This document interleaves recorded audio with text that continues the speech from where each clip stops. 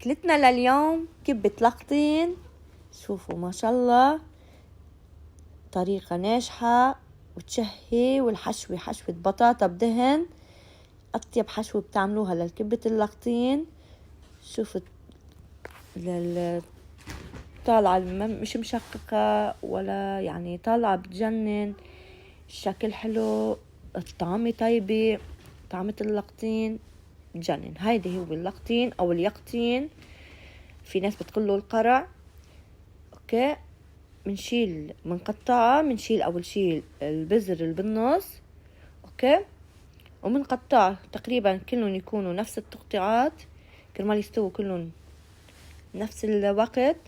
منحط عليهم مي ومنغليهم على النار لمدة 10 دقايق، بس ما تغلوها اكتر من 10 دقايق، لمدة 10 دقايق كرمال منه بتستوي ومنه ما بتاخد كتير مي، بتعبي كتير مي.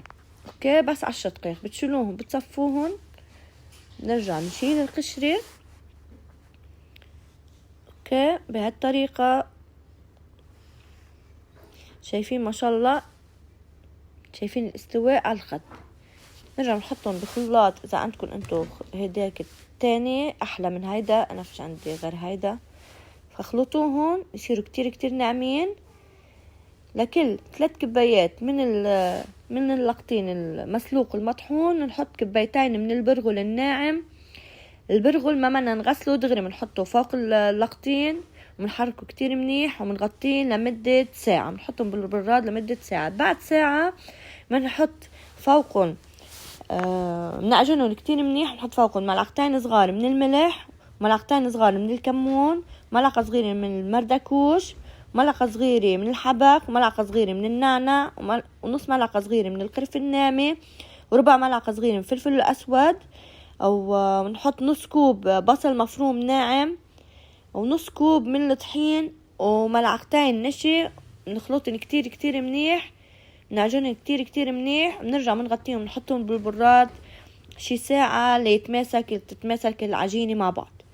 هون الحشوة، سلقنا البطاطا وعم نعمل هون الدهن. انا حطيت 200 جرام من الدهن مع 200 جرام من اللحمة، وحطيت عليهم ملح وفلفل اسود، وحطيت منهم مع البطاطا، هرست البطاطا وحطيت منهم 3-4 ملاعق مع البطاطا. هاي بتكون الحشوة.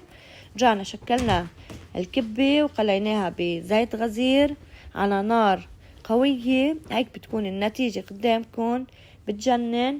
اعملوا لايك للفيديو، اعملوا متابعة كرمال تكونوا عطول معنا باللايف الساعة 5 بتوقيت الإمارات. جربوها وصحتين.